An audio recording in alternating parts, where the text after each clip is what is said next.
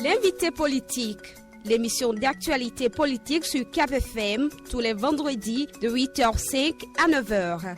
L'invité politique est présenté par Wilfried Akwasu.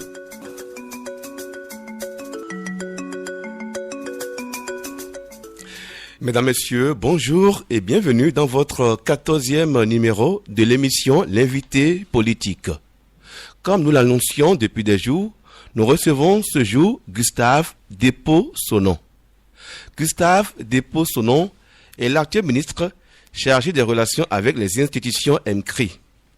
Ingénieur statisticien, économiste de formation, Gustave Despaux-Sonnon était avant le 20 août 2014, date de sa nomination au MCRI, directeur de la programmation de la prospective du ministère des Travaux publics et des Transports. Depuis 2009, Gustave Despaux-Sonnon est membre influent des forces Cori.Bénin émergent FCBE. Homme politique, Gustave Despaux-Sonnon fut candidat aux législatives de 1995 et de 1999. Il a accepté d'être notre invité politique de ce vendredi.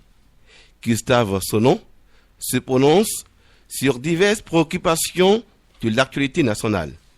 L'échec du dialogue politique, la question de la liste électorale permanente informatisée l'EPI, le retour du débat sur la révision de la Constitution du 11 décembre 1990, le profil des futurs députés.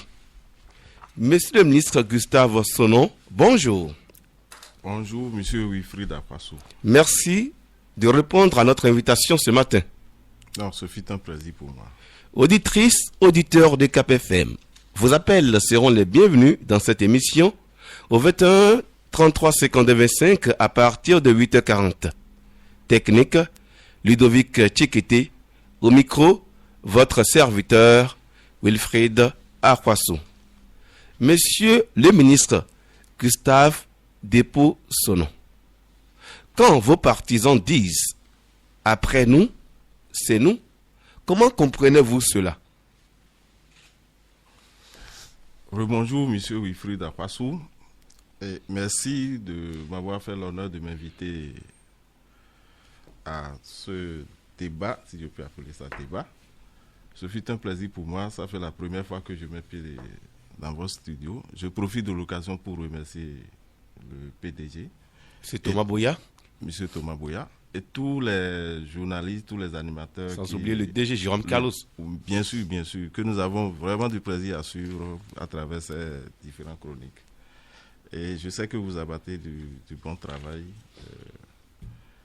ici. Et c'est la raison pour laquelle, toutes les fois que vous allez nous solliciter, nous allons répondre, parce qu'il faut livrer vraiment la vérité au peuple. Et c'est vrai, vous avez commencé par la question « après nous, c'est nous », mais ça c'est logique. C'est logique. Je crois que les gens, les Béninois, si nous aimons vraiment notre pays, nous devons nous estimer heureux que depuis 1990, nous avons pu avoir, je peux dire, une formation politique, même si FCBE n'est pas encore totalement constitué en parti politique. Nous avons une formation politique qui est entièrement enracinée dans toutes les localités. C'est la première fois. Sinon, depuis 1990, nous avons assisté à une régionalisation des partis politiques. Ce qui n'augure pas un bon développement pour notre pays. Je préfère plutôt que nous encourageons cette formation politique à aller beaucoup plus dans ce sens et à demander les autres aussi de s'organiser. Mais ça ne m'étonne pas parce que nous assistons en ces derniers temps. C'est comme si les gens attendent que le malheur tombe pour que l'on applaudisse et qu'on ressasse tout le temps. Et vous allez dû constater qu'à tout moment, c'est quelque chose du genre qu'on recherche.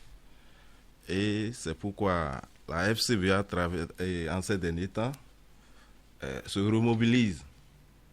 Parce qu'en politique, je l'ai toujours dit, il n'y a rien qui divise les hommes politiques. Le reste, c'est du spectacle. Ce qui apparemment vous constatez qui les divise, c'est des intérêts individuels. Et dès que chacun trouve son compte, vous allez voir les gens se remobiliser. C'est ce que vous avez constaté? Oui, ça c'est un constat personnel. En conséquence, avec tout ce qui a été fait, je dis c'est l'une des formations politiques enracinées dans toutes les localités et pour pouvoir pérenniser les acquis, c'est tout à fait logique que les gens luttent pour que après on puisse perpétuer les actions nobles que le président Dr Bouniaï a entamées depuis 2006. Mais est-ce que ce sont les propos de démocrates quand on sait que la démocratie, c'est l'alternance? Non, ça c'est des propos de démocrates, tout simplement parce que, premièrement, dans notre constitution, c'est reconnu, les partis politiques animent la vie politique. Vous êtes d'accord avec moi? Et l'un des principes démocratiques, c'est que c'est le peuple qui désigne ses représentants. Et si le peuple estime que le travail qui se fait, c'est bien, le peuple peut renouveler autant de fois qu'il veut. Mais en principe, vos partisans devraient attendre. Ils devraient attendre au lieu de dire, avant de dire, après nous, c'est nous. En quoi ça gêne? En quoi ça gêne? Monsieur Wilfred Akwasu, et vous aurez aimé qu'après vous, c'est le déluge? Je ne sais pas en quoi ça gêne. Il faudrait que chacun lutte. C'est des slogans. Et j'ai dit, vous prenez les partis politiques, c'est divisé en deux. Vous avez la mouvance, vous avez l'opposition. Entre les deux, c'est comme un match de football. Est-ce que vous avez vu une équipe de football aller sur un terrain pour dire que bon, je vais perdre? Autant ne pas aller signer un forfait. Et chacune des équipes, il va dans l'intention de gagner. Et tous les moyens sont bons. Donc c'est pourquoi je dis, le reste, ce que vous suivez, ce ne sont pas réellement des problèmes qui divisent ces hommes politiques. C'est rien que des intérêts. C'est pourquoi vous assistez aujourd'hui à des repositionnements, à des déclarations. Tout ça, là, ça va s'estomper. Juste après les législatives, on aura un petit accaming et puis après les communales, vous allez voir, c'est terminé. Monsieur le ministre Gustave Sonnon, intéressons-nous à votre département. Comment se porte le MCRI?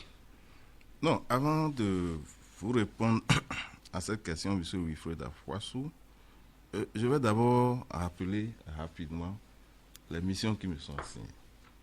Il faut reconnaître qu'à l'avènement de la conférence nationale dont nous célébrons les 25 ans aujourd'hui avec fierté, et il faut reconnaître que c'est avec fierté puisque nous avons vécu pendant 17 ans dans le monolithisme.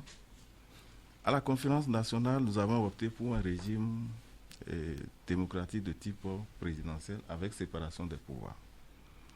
Les trois pouvoirs principaux que sont le législatif qui édite les règles, l'exécutif qui exécute, vous m'excusez la tautologie, les règles, et le judiciaire qui tranche les litiges. Normalement, ces trois pouvoirs sont autonomes et sont séparés. Par contre, ces trois pouvoirs agissent sur le même terrain, agissent dans l'intérêt supérieur de la nation. Vous comprenez qu'en tant que tel, il est important qu'on trouve un mécanisme de collaboration. Donc c'est une séparation, ce n'est pas une séparation tranchée ou bien chaque pouvoir reste dans son camp. Parce que l'exécutif a besoin quand même d'un espace apaisé pour réfléchir et travailler pour le peuple. C'est dans ce sens-là que le ministère chargé des relations avec le Parlement a été créé. Dans un premier temps, comme on sait que les activités entre le gouvernement et le Parlement, ce sont des activités les plus intenses, ça a été le ministère chargé des relations avec le Parlement. Je crois que c'est le professeur Théodore Lowe, que je salue au passage, qui m'a donné beaucoup de conseils quand j'ai pris service, qui a été le premier à occuper ce portefeuille en combinaison avec les affaires étrangères. Donc, ce n'est pas pour rien. Alors, aujourd'hui, les Béninois pensent qu'une fois qu'on a dit séparation des pouvoirs, que chaque camp doit rester dans une position tranchée. Ce n'est pas le cas. Donc, le ministère chargé des relations avec les institutions est appelé et à assurer une animation entre le gouvernement et ces différents pouvoirs. Donc, à travers cela, 3 missions sont assignées au ministère chargé des Relations. Lesquelles?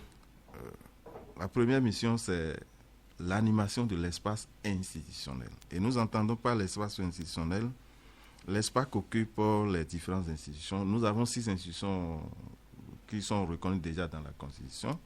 Et nous avons d'autres institutions qui sont des institutions de droit, bien sûr, réglementées.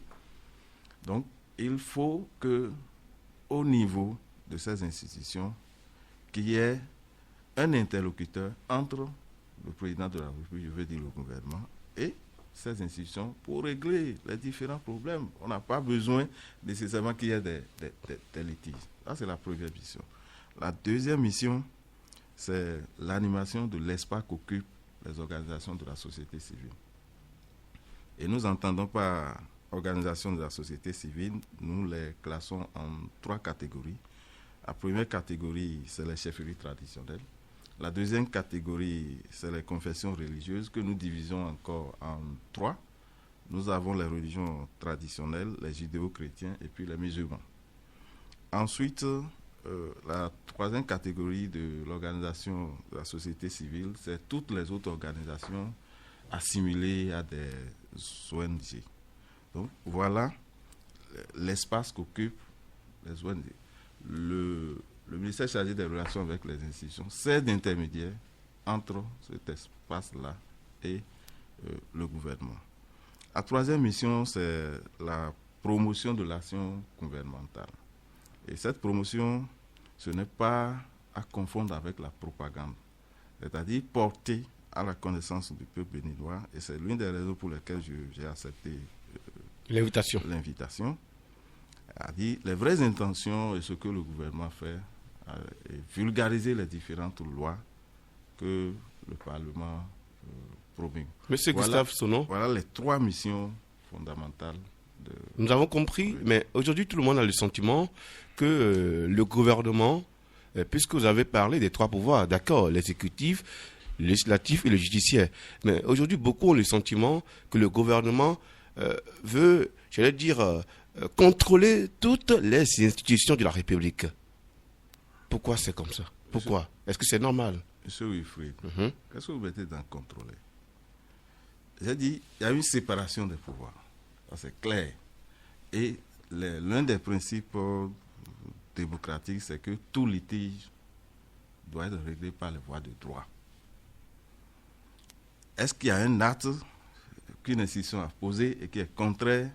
Si tel est le cas, les textes sont prévus, les voies par lesquelles il faut trancher. Il y a eu des décisions de justice qui n'ont pas été exécutées. Je dis, il y a les voies, lorsque nous constatons que des choses n'ont pas été faites, il y a les voies par lesquelles, parce que l'un des principes fondamentaux de la démocratie, le pouvoir appartient au peuple. C'est vrai que le peuple dont on parle, c'est abstrait. Vous qui êtes là, si vous ne représentez que votre homme, maintenant vous allez vous mettre à dire que vous parlez au nom du peuple. Mais le pouvoir appartient au peuple.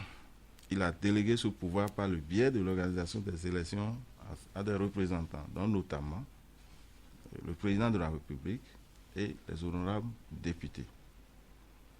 Et au niveau local, les élus locaux. Et le second principe, c'est que s'il y a problème, il faut se référer au test. Donc, si les gens constatent qu'il y a problème, il faut se référer au test. Maintenant, la séparation, je n'ai pas dit que chaque pouvoir va rester dans son camp et se regarder. J'ai dit tout à l'heure en entame que nous avons, on a l'impression qu'on cherche, on attend qu'il y ait le malheur et puis on ressasse tout le temps. Vous allez constater que aujourd'hui, au lieu de mener des débats sur l'économie, sur les situations et autres là, le débat est déporté dans tous les sens et on n'en parle plus. Tout simplement parce que le gouvernement a fait quand même des efforts. Sur le plan économique, sur certains plans, nous avons des indicateurs qui sont quand même ouverts. Je vous jure, si tel n'était pas le cas, on aurait assisté aujourd'hui plutôt à ce genre de débat. Il y a 1 an, on a chanté partout, sur tous les réseaux sociaux, gauche à droite, que Le Bénin a perdu le deuxième compact, etc. Mais ce n'était pas faux, non? Non, différer une décision, ça ne veut pas dire que... Et aujourd'hui, maintenant, on n'a pas gagné. Hein? Donc, je ne veux pas dire que... Je ne veux pas porter de jugement. Parce que pour moi, on a dit seul Dieu juge. Mais je suis en train de faire simplement des analyses. Et j'ai suivi même sur des chaînes de haute personnalité pour dire que... qui remettaient même en cause ces indicateurs que la façon dont on a calculé. Et je me suis amusé à dire ces hommes politiques qui repassent alors dans le temps où ces indicateurs étaient mauvais et qui ont eu à critiquer pour dire que alors la façon dont ça a été fait aussi était faux. Donc c'est pour dire un peu que c'est-à-dire que j'ai eu l'impression que l'intérêt et le peuple, nous allons nous battre pour que le peuple comprenne. Parce qu'aujourd'hui, si vous prenez le peuple dont je parle là, le Bénin est compartimenté. Et vous avez 3 compartiments. Mais les compartiments ne sont pas... c'est-à-dire qu'il n'y a pas une séparation étanche. Vous avez la classe politique, de côté, que j'appelle souvent une force mouvante, parce que la Constitution reconnaît que c'est elle qui doit animer la vie politique. Donc, ne soyez pas étonnés des mouvements que vous voyez. J'ai dit, c'est simplement considérer ces mouvements comme les séances de football entre 2 équipes. Vous voyez comment c'est, dans les familles même, c'est des guerres tranchées. Mais à la fin, les joueurs s'échangent. Et que simplement, c'est des intérêts individuels qui les divisent et après, ils se retrouvent. Et c'est pourquoi vous constatez des alliances contre nature, etc. Sinon, mais pas contre nature. C'est la logique des choses. Ensuite, vous avez un deuxième compartiment que j'appelle la force ouvrière. Et cette force ouvrière est une force agissante. Elle réclame, c'est-à-dire c'est les syndicats. Elle réclame et demande beaucoup. Et vous avez la troisième force que j'appelle la force d'équilibre. C'est normalement la société civile. Elle est là pour nous aider à ramener le calme, à servir d'équilibre, autant entre la classe politique, la classe ouvrière et puis le pouvoir. Mais, comme je l'ai dit, lorsque vous prenez l'intersection 2 à 2 ou bien 3 de ces classes-là, il y a toujours un individu qui se retrouve dans un autre cas. Et même, il y a des individus qui se retrouvent dans tous les cas. Dans tous les cas, lorsque vous prenez même les statistiques, vous avez 20% de la population qui sont actifs politiquement, au niveau syndicat, au niveau de la société. 20%. Oui, c'est à peine. Et les 80 autres? Les 80 autres là, c'est là où nous parlons en leur nom. Vous allez voir, des gens peuvent venir ici. On va dire le peuple. Moi, ça me fait parfois rire. Parce que je dis, ben, bon, tout le monde peut parler au nom du peuple. Ça, c'est vrai. Parce que le peuple est abstrait. Le peuple, c'est vous et moi. Le patron du président de la République, c'est le peuple. Parce que c'est le peuple qui l'a élu. Normalement, les seuls habilités à parler au nom du peuple, normalement, c'est le président de la République. Ensuite, les élus, les députés à l'Assemblée nationale, et puis les élus locaux. Mais tout le monde dit c'est le peuple ne soit pas d'accord. Monsieur le ministre Gustave Despossonon, les préparatifs du dialogue politique, le dialogue a échoué. Que s'est-il passé pour que cela échoue? Non, mais il faut d'avoir pas ça. Il faut rectifier. Le dialogue n'a pas échoué. Ça, là, c'est clair. On n'a pas eu le dialogue politique. On a eu le dialogue politique. D'abord, nous étions dans les préparatifs. Nous n'avons pas eu le dialogue politique. Mais ce n'est pas un échec. Ça, je continue de le dire. Le dialogue, nous devons d'abord avoir une culture du dialogue. C'est l'absence du dialogue qui amène les crises. Ça, là, il faudrait que les gens comprennent.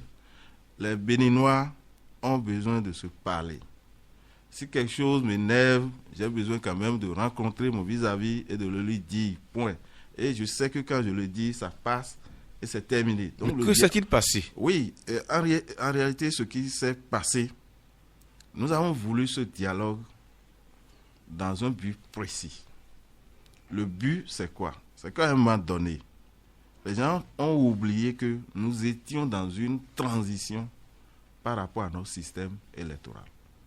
qu'en 2013, nous avons voté un code électoral qui a apporté beaucoup d'innovations et qui nous permet aujourd'hui de dire que nous allons vers une professionnalisation et une modernisation de notre système électoral. Et en tant que tel, les députés à l'époque ont noté que cela donnait lieu à une transition du système électoral. Et c'est pourquoi, au moment où ils prenaient le code, le mandat des élus locaux était déjà à terme. Et comme lorsque les gens disent que les élections communales, municipales ne sont pas constitutionnelles, ce n'est pas exactement ce que ça signifie. Toutes les élections sont constitutionnelles. Mais les échéances par rapport aux élections communales ne sont pas constitutionnalisées. Dans la Constitution, on a laissé le soin aux députés de régler.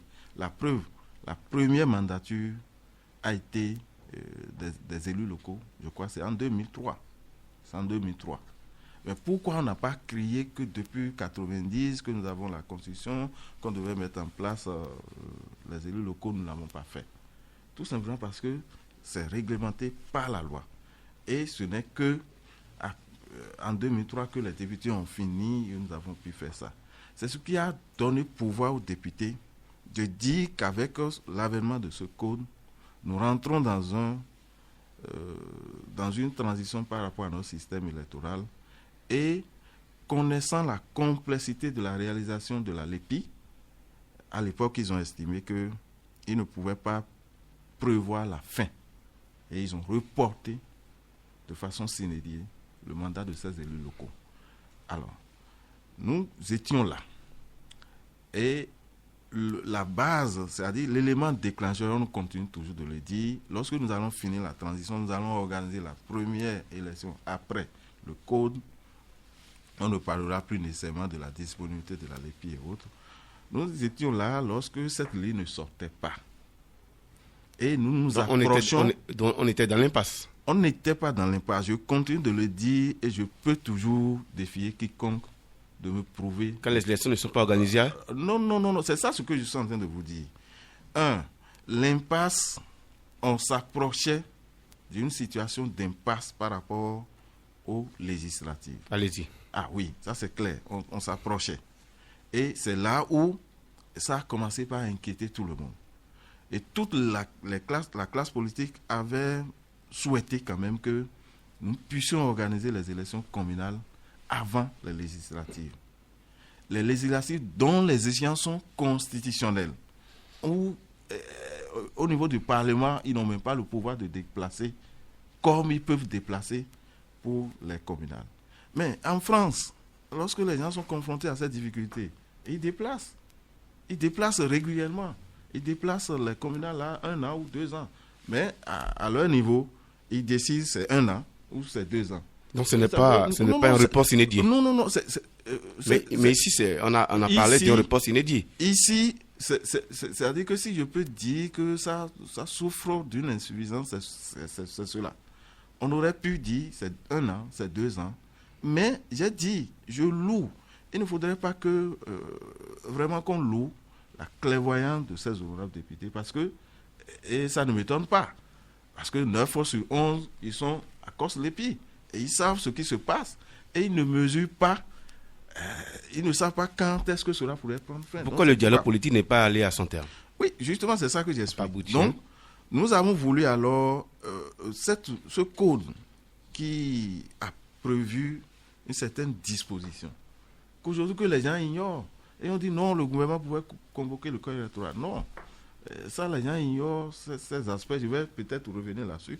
Donc c'est dans ce sens-là que nous avons dit organiser les élections communales, c'est d'abord, avant les législatives, il faut absolument qu'on organise un dialogue politique. Pourquoi? Parce que nous avons un protocole additionnel de la CEDEAO qui exige que avant 6 mois des échéances, lorsque nous sommes dans l'intervalle de 6 mois, il faut un consensus des acteurs impliqués dans les élections avant de toucher aux lois électorales. En conséquence, nous sommes déjà dans ce délai-là. Or, dans le code, il est prévu que, le président de la République doit convoquer le corps électoral 90 jours avant. Ce n'était pas le cas. On convoquait le corps électoral à 1 mois ou à quelques jours. Ce n'était pas le cas avant. C'est pourquoi je dis que les gens confondent beaucoup de choses. C'est-à-dire qu'ils oublient que nous ne sommes plus avant 2013. Parce que le code a été promulgué le 25 novembre 2013. Juste après ça, là, on rentrait dans une autre, je veux dire, un autre système électoral. Que les gens confondent. 2, on dit, avant l'organisation du scrutin, il faut que la liste électorale soit disponible 60 jours avant la date du scrutin. Ce qui n'était pas le cas avant. C'est la Sénat qu'on installait, même on dit 90 jours, on accuse de retard, on installe 2 mois, et puis c'est après ça qu'on se retrouve sous les arbres, on élabore la liste, et puis aussitôt, est-ce qu'on affiche, même est-ce que quelqu'un va vérifier, on allait voter directement. Mais cette fois-ci, le code, depuis le 25 novembre, c'est ce que j'ai dit, 2013, c'est bien dit, 60 jours avant la date du scrutin. Vous voyez, lorsque vous prenez, et deuxième chose, il y a un article 49 du code qui dit aussi ceci, lorsque la date du scrutin est fixée, tout report est interdit. Et vous savez que on avait cette pratique, on fixe, et lorsqu'on se rend compte que nous ne sommes pas prêts, rapidement, on pousse. Mais on dit maintenant, c'est interdit, sauf consensus. C'est dans ces conditions que nous avons décidé d'organiser les élections afin que nous, le dialogue politique, pour retoucher, prendre des lois dérogatoires. Retoucher le code électoral. Retoucher le code électoral que nous n'avons pas encore appliqué une seule fois. Que nous n'avons pas encore. Donc, moi, je suis content que le code soit resté en l'état et que nous l'appliquons d'abord pour voir quelles sont les difficultés, quelles sont les contraintes, et puis nous allons retoucher. Maintenant, lorsque nous avons voulu faire, il faut dire que la classe politique, comme je vous l'ai dit, tous les moyens sont bons pour pouvoir gagner. Vous ne verrez jamais l'opposition applaudir la mouvance. La mouvance aussi ne dira jamais ce que je suis en train de faire, c'est mauvais. Pourvu ce que nous donc, chacun défend sa chapelle politique. Absolument. Maintenant, il appartient au peuple. C'est pourquoi nous disons, il faudrait que nous menions des débats d'idées, idéologiques, pour que le peuple puisse comprendre et faire le discernement et faire le bon choix en son temps. Donc c'est dans ces conditions que nous avons décidé d'organiser le dialogue politique. Maintenant, moi j'estime que ça a été suspendu. Mais nous avons tiré des leçons. La première leçon, c'est que nous avons constaté que notre pays, le Bénin, est capable de réunir ses fils encore sans des observateurs et ils vont se parler entre eux. Parce que nous avons passé 10 jours avec toute la classe, les grandes tendances, rien que pour les préparatifs, mais je vous jure, si vous voyez la manière dont les choses se sont passées, vous allez croire que ce sont des frères et sœurs du même père, même mère.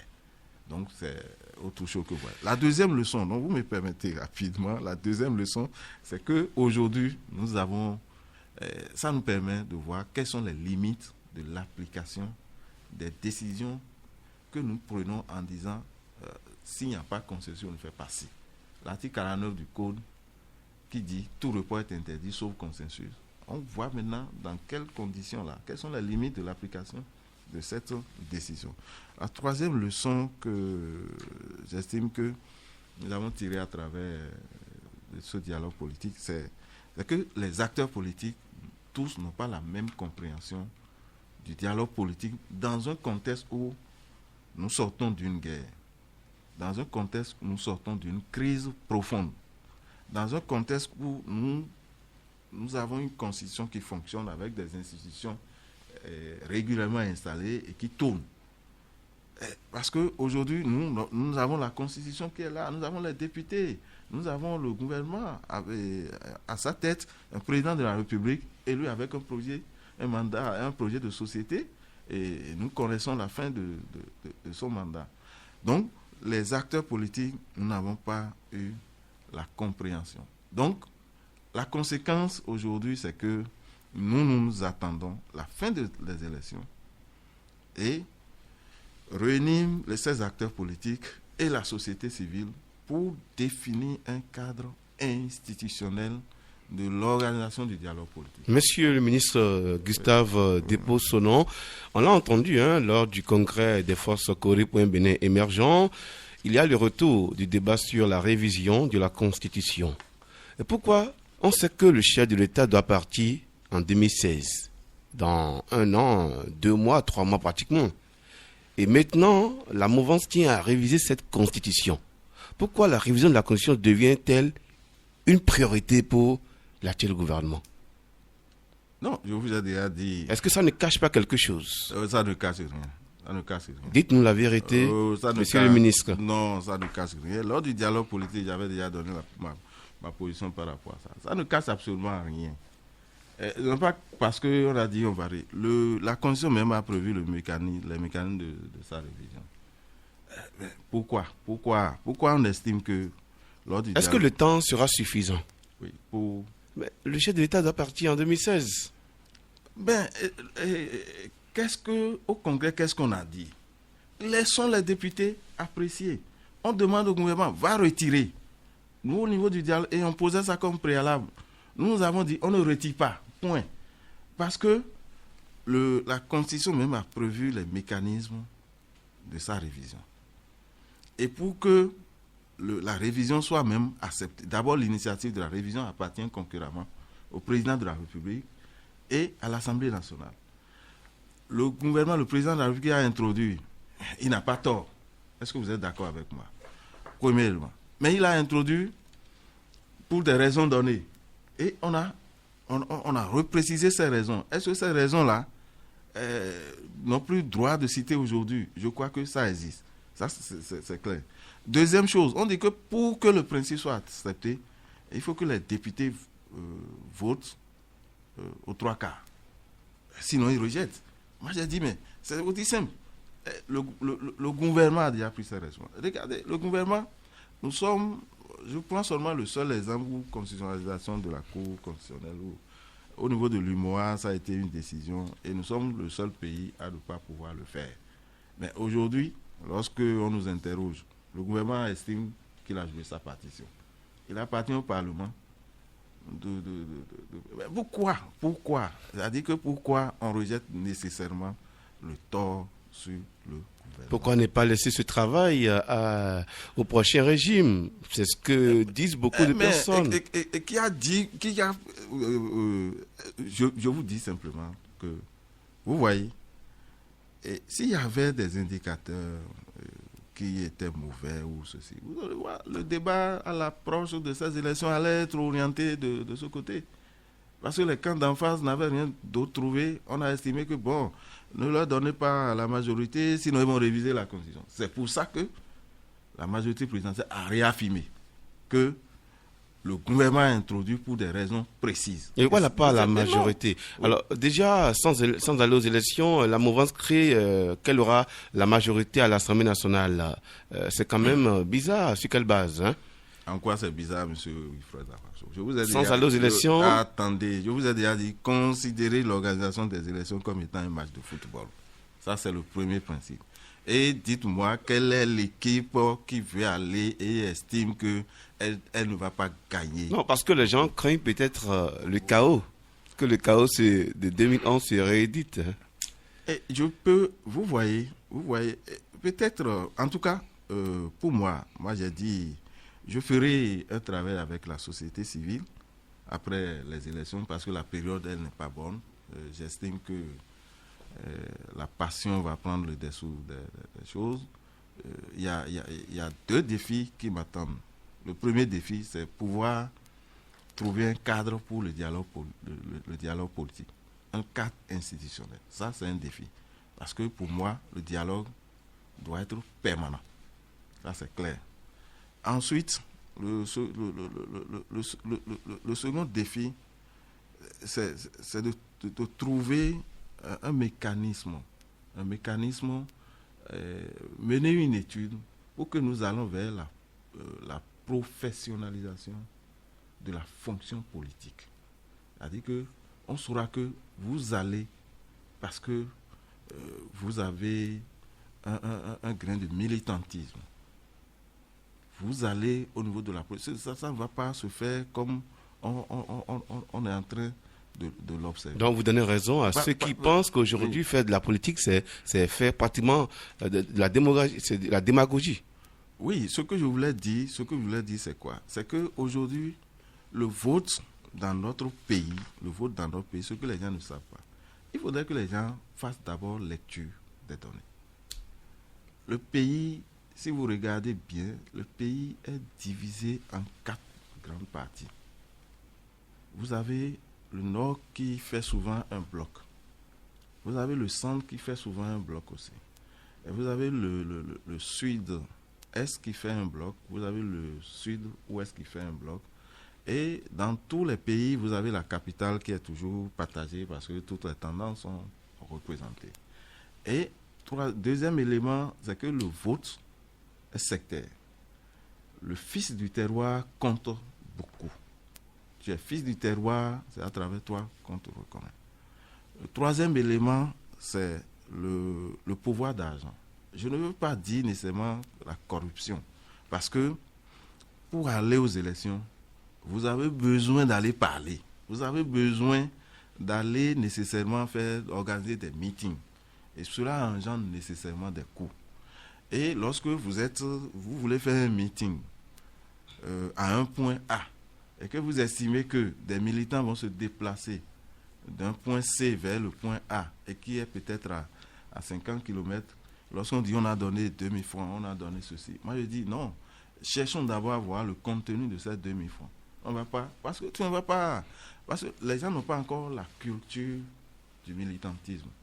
S'ils avaient encore la culture du militantisme, ils pouvaient se déplacer effectivement ou venir et travailler. Donc quand je parle de l'argent, je ne vais pas nécessairement dire la corruption ou ceci. Donc vous avez ces éléments-là. Et il faut en tenir compte pour pouvoir dire voilà ceci. Donc à travers ça, et j'ai dit, aujourd'hui, la FCBE est la formation la plus implantée dans notre pays. Elle est représentée dans tout. Surtout qu'elle a les moyens. Elle a les moyens aujourd'hui. Elle a tous les moyens. Et quels moyens vous parlez de? Alors, monsieur le ministre, je rappelle que dans quelques instants, les auditeurs vont intervenir au 21 33 52 25 dans cette émission. Monsieur le ministre, vous écoutez les radios, vous entendez beaucoup de choses. Les gens disent que ça ne va pas. Tout à l'heure, vous avez parlé des indicateurs. Et quand vos partisans parlent, c'est comme si tout va bien dans le pays. C'est à quoi que les gens qui disent que ça ne va pas, ils mentent ou bien ils sont devenus fous. Ils sont pas de ceux, ils ne vivent pas au Bénin. Non, il ne faut pas. C'est aussi facile que je peux venir ici. Je dis bon, oui, il faut la foi, ça ne va pas. Mais vous entendez quand même, non? Bon, attendez. On donne. Aujourd'hui, on se base sur des indicateurs pour apprécier un pays. Point. Ils n'ont qu'à vous donner ces indicateurs avant de dire ça ne va pas, ça ne va pas. Je dis c'est facile. C'est comme on dit aussi, quelqu'un vient à votre antenne, il parle au nom du peuple. Et je me pose la question toutes les fois où j'entends ça, qui est autorisé à parler au nom du peuple? En tout cas, c'est une question que je me pose tout le temps quand j'entends ça. Mais est-ce que parfois ce que les gens disent, est-ce que c'est pas fondé? Quand ils disent qu'ils ont des problèmes, il y a le délestage, il y a des problèmes de recrutement, il y a des problèmes liés à la morosité économique, est-ce que quelque part ils n'ont pas raison? Est-ce qu'il y a quelque part dans le monde où il n'y a pas de problème? Et c'est parce qu'il y a des problèmes qu'on élit un gouvernement pour résoudre les problèmes. Et on veut simplement que, l'Assemblée nationale donne les moyens et que le gouvernement puisse avoir la tête tranquille pour résoudre les problèmes. Et vous ne pouvez pas tout résoudre. Et ça, c'est impossible. D'autres viendront, il y aura toujours des problèmes et d'autres viendront résoudre ces problèmes. Moi, je ne dis pas qu'il n'y a pas de problème. C'est ce que je vous dis. Et je dis, c'est parce qu'il y a des problèmes qu'il y a un gouvernement là. Où le chef travaille tous les jours. Où on estime même qu'il ne doit même pas travailler, il n'a qu'à aller se reposer, commencer par... je dis, mais quand même... Mais ça ne vous gêne pas qu'il soit partout à la fois? Les gens disent même qu'il prend la place de ses ministres. Il est partout à la fois. Il n'a pris la place de personne. Les gens doivent savoir. C'est lui qui délègue une partie de son pouvoir à un ministre donné. C'est lui qui a délégué. C'est lui qui est juge. C'est lui que le peuple va juger. Moi qui suis devant vous ici, je parle maintenant. Mais si je commets des bêtises, c'est lui qui sera sanctionné. Devant le Parlement, le ministre, même si le ministre commet des bêtises, c'est le président de la République qui sera sanctionné. Et pourquoi on ne veut pas que... Non, vous voyez, dans la vie, Wilfried Akwaso, chacun a un style de gouvernement. Mais les gens ont tendance à se dire, tant que tu ne fais pas comme moi je le fais là, ça veut dire que c'est mauvais. Non. Aujourd'hui, je suis convaincu, si Wilfried Akwaso est président de la République, vous aurez peut-être votre style de gouvernement. Non, ça c'est clair. Parce que c'est lui seul que le peuple a désigné. Et ce que nous commettons, nous, ministres, c'est lui qui en répond. Ah là, ça c'est clair. 21 33 52 25, chers amis auditrices, chers amis auditeurs. Vous avez le combiné pour intervenir dans cette émission. Nous sommes bel et bien sûr l'invité politique qui reçoit le ministre Gustave Depo-Sonon. Premier intervenant sur l'émission. Bonjour. Oui. Willy. Oui, allez-y. Bonjour. Bonjour. On m'appelle Jacques Goutouessa. Monsieur Jacques Goutouessa, nous vous écoutons. Monsieur le ministre, bonjour. Bonjour, monsieur Jacques. Voilà. Je vous ai suivi. J'ai deux préoccupations. D'abord, il faut vous remercier pour votre combat. On vous sait vraiment attaché à la démocratie. Vous êtes une personne ressource et je vous admire sur ce plan. Alors, je vous dis ceci. Pour nous qui sommes sceptiques par rapport au départ du chef de l'État Boni Yayi, c'est-à-dire, il faut nous dire, est-ce que réellement, parce que le général vous a posé la question tout à l'heure, il faut le préciser, est-ce que nous espérons que M. Boni Yayi va quitter ce pouvoir le 6 avril 2016? Deuxième point, je dis, vous êtes chargé aussi du dialogue social. Si oui, savez-vous que la paralysie totale de l'enseignement primaire est en train de planer à l'horizon? Parce que les enseignants menacent le gouvernement de payer, n'est-ce pas, les revendications par rapport à l'incitation de la fonction enseignante, et que déjà à partir du 3 mars, il y aura une grève générale. Est-ce que vous en savez quelque chose? Si oui, quelles mesures vous êtes en train de prendre? Je vous remercie. Merci Jacques Goutouessa. 21 33 52 25, deuxième intervenant sur l'invité politique de ce vendredi matin. Bonjour chers auditeurs. Bonjour Wilfried Akwaso. Comment allez-vous?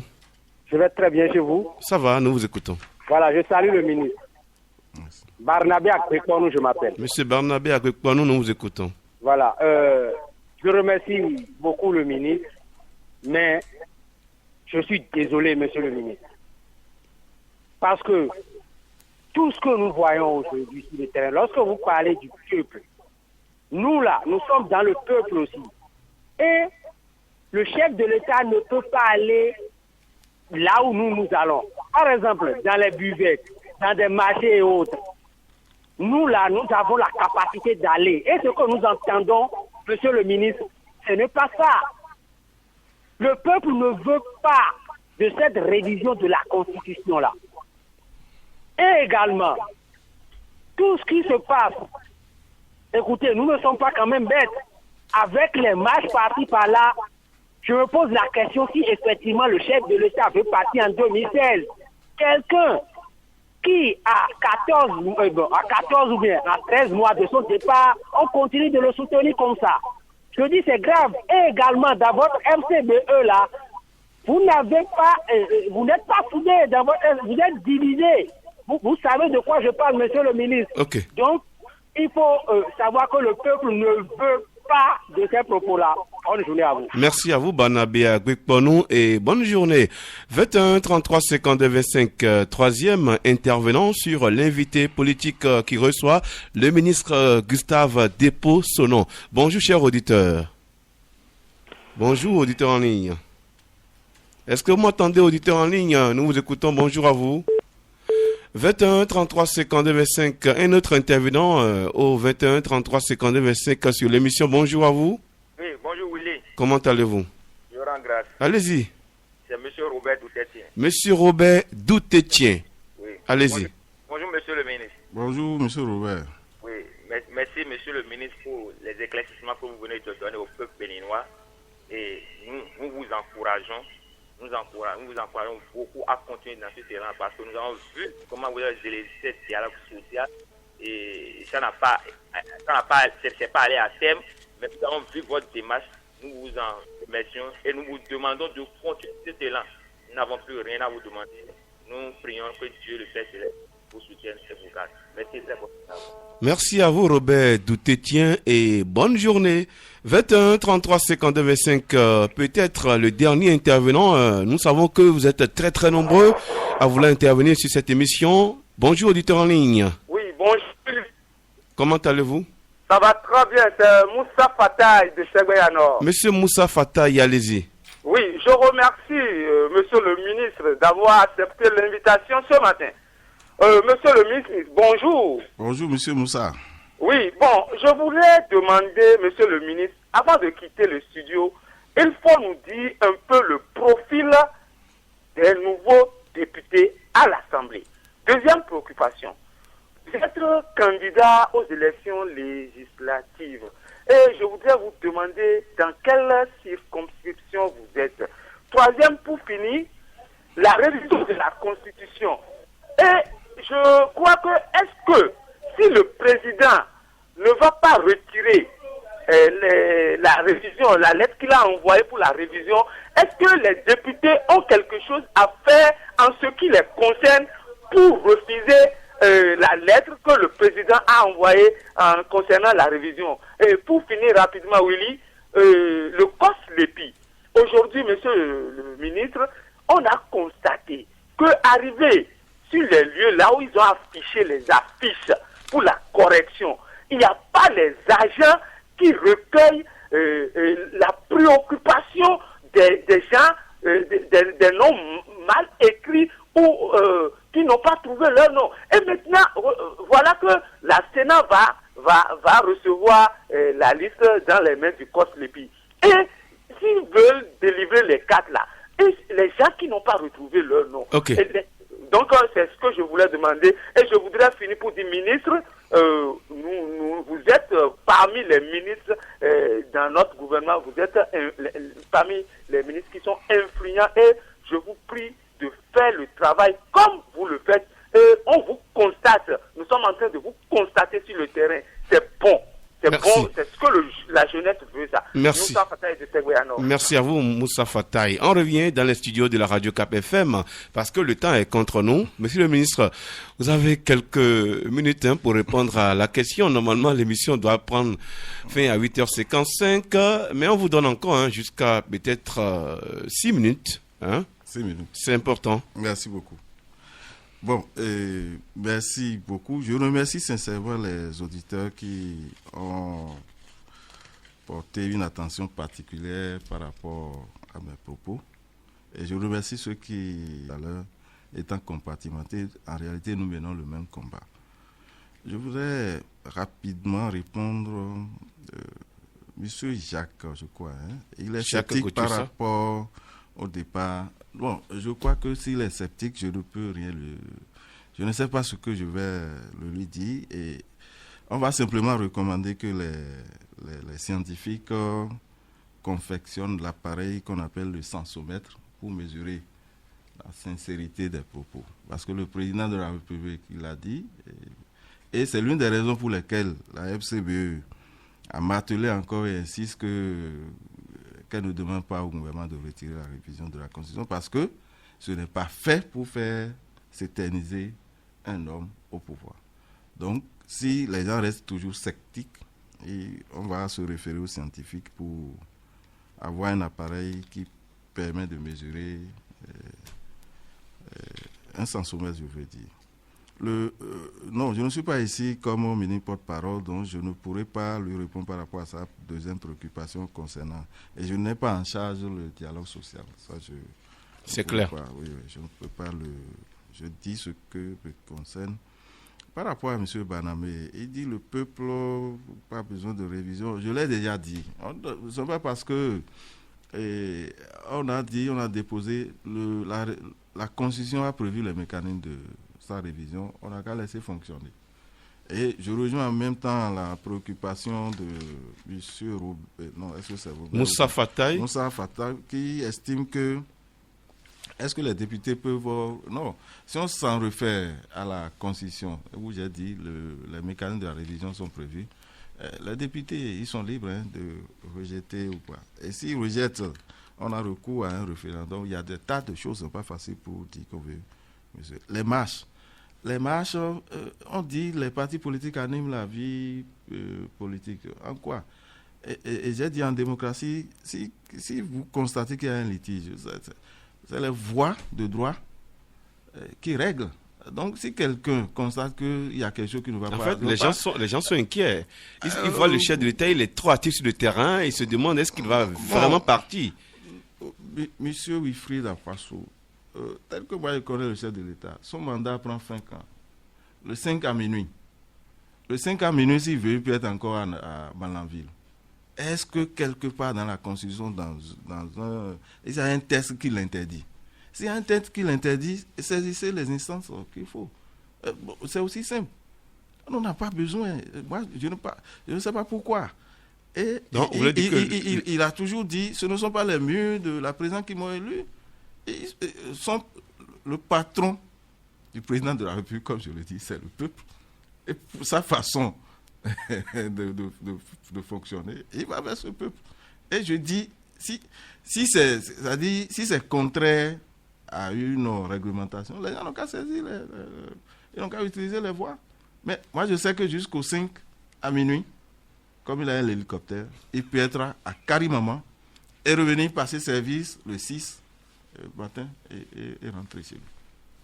Ça, par rapport à ça, vraiment, on n'a pas forcé quelqu'un pour marcher. Et pourquoi on attaque celui qui n'est pas allé marcher? Je ne vois pas. La division au sein de la FCBE. Non, je suis entièrement d'accord avec lui, mais c'est ce que je viens de dire. Il n'y a rien qui divise les hommes politiques que des intérêts individuels. C'est terminé. Et aujourd'hui, la FCBE, l'heure n'est pas même à la division. J'ai dit, il faut les encourager. On doit encourager la famille FCBE parce qu'on a un acquis qu'il faut absolument sauvegarder. Et j'encourage aussi les autres formations pour en faire de même. Ça, c'est mon souhait. Pour que d'ici 5 ans, 6 ans, nous puissions avoir un paysage politique où on ne retrouve que 2 ou 3 formations politiques et puis c'est terminé. Des grands ensembles. Des grands ensembles avec des idéologies précises. Et là, tu sais que si tu veux militer dans tel là, tu optes pour tel. Mais les gens, quand on cite la France par exemple, François Mitterrand, quand je dis François Mitterrand, non. Celui qui est là? Non, celui qui est parti. Sarkozy. Quand il partait, il est parti avec UMP. Il n'est pas parti avec UMP. Hein? Il n'est pas parti. Mais pourquoi on veut que le président Jair Bonifate avec FCBE? Oui, profil des nouveaux députés, je l'ai dit, nous souhaitons avoir vraiment des députés préoccupés par l'intérêt national. C'est ce que je peux dire. Est-ce que vous serez candidat aux prochaines législatives? Il a demandé si je serais... Non, vous voyez, la candidature par rapport aux élections législatives, c'est une candidature de liste. Ça veut dire que c'est une affaire de groupe. La discipline de groupe pouvait que ce soit le groupe qui annonce les candidatures, que des individus se lèvent pour dire je ne sais pas. Ça là, c'est clair. C'est-à-dire, pour la discipline de groupe, je vous jure, je ne sais pas. Et nous attendons tous que la liste sorte. Le 25 à 7h, c'est sûr que tous les journaux vont publier. Si mon nom se retrouve, tant mieux. Si ça ne se retrouve pas, je ne sais pas. Je ne sais pas parce que c'est une affaire de groupe. Donc, et ça dépend du chef de l'État? Non, ça ne dépend pas du chef de l'État. Le chef de l'État n'est pas partout. C'est le chef d'État qui élise les députés. Non. Est-ce que c'est... Non, ça là, c'est autre chose que les gens. Maintenant, COS-LEPI, vous voyez ce qui est prévu. Une fois que l'EI peut être publiée, ce qui nous reste, c'est quoi? Que si vous n'êtes pas satisfait et que vous avez des préoccupations, vous pouvez saisir la Cour constitutionnelle. C'est tout. Ouais. Monsieur le ministre, nous sommes au terme de cette émission. Qu'est-ce que vous avez à dire en guise de conclusion?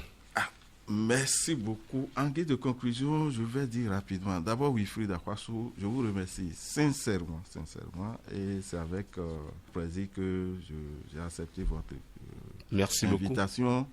Et toutes les fois où vous allez m'inviter, je suis prêt parce que mon problème, c'est de partager avec le peuple, comme je l'ai dit.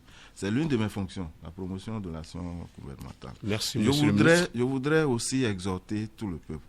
Au moment où il y avait la crise au niveau de COS-LEPI, je demandais si on avait un effort à faire. C'est tous se mobiliser pour accompagner de diverses manières COS-LEPI pour que nous ayons eu la liste, la LEPI. Dieu merci, nous tendons progressivement vers là. Ce que je voudrais dire aussi, je lance le même appel, que si nous avons encore quelque chose à faire, tous se mobiliser.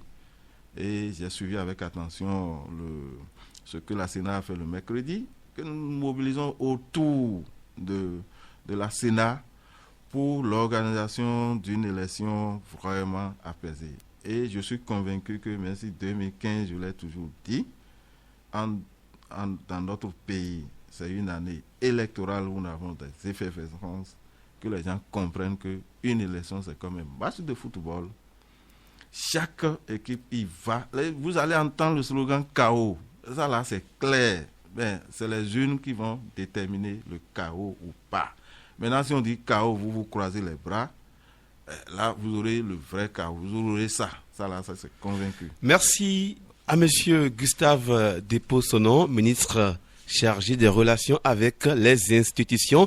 Il était notre 14e invité de l'émission L'invité politique de ce vendredi 20 février 2015. Merci beaucoup.